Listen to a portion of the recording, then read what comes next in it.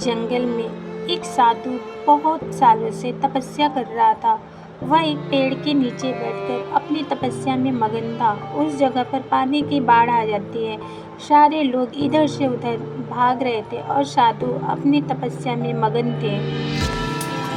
इन्हें पता नहीं था कि पानी की बाढ़ आ चुकी है। जब एक साधु वहां से भाग रहा था तो उसने उस साधु को देखा और उन्हें सावधान किया कि पानी की बाढ़ आ चुकी है, सारे लोग यहाँ से भाग रहे हैं, आप भी यहाँ से चलो।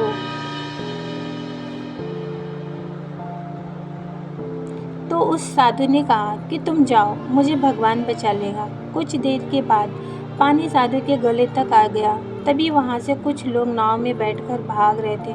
उन्होंने जब साधु को देखा तो उनसे कहा कि आप हमारे साथ नाव में बैठ जाओ, वरना आप डूब जाएंगे। लेकिन साधु ने फिर से वही कहा कि तुम जाओ, मुझे भगवान बचा लेगा।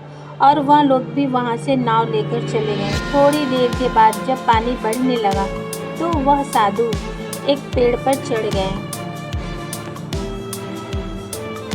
तभी वहाँ से एक हेलीकॉप्टर गुजर रहा था जो लोगों को बचा रहा था।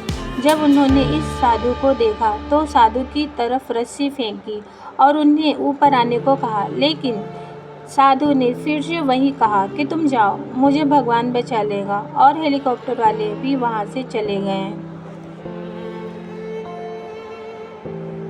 धीरे धीरे पानी बढ़ने लगा और वह साधु पानी में डूबकर ही मर गया। जब वो मरने के बाद भगवान के पास पहुंचा तो उसने भगवान से कहा कि मैंने आपकी इतनी तपस्या की, आपको रात दिन याद किया, आपने मुझे बचाया क्यों नहीं?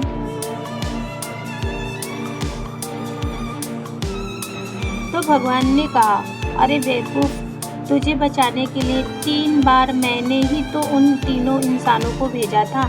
एक बार पैदल, दूसरी बार नाव लेकर और तीसरी बार हेलीकॉप्टर लेकर।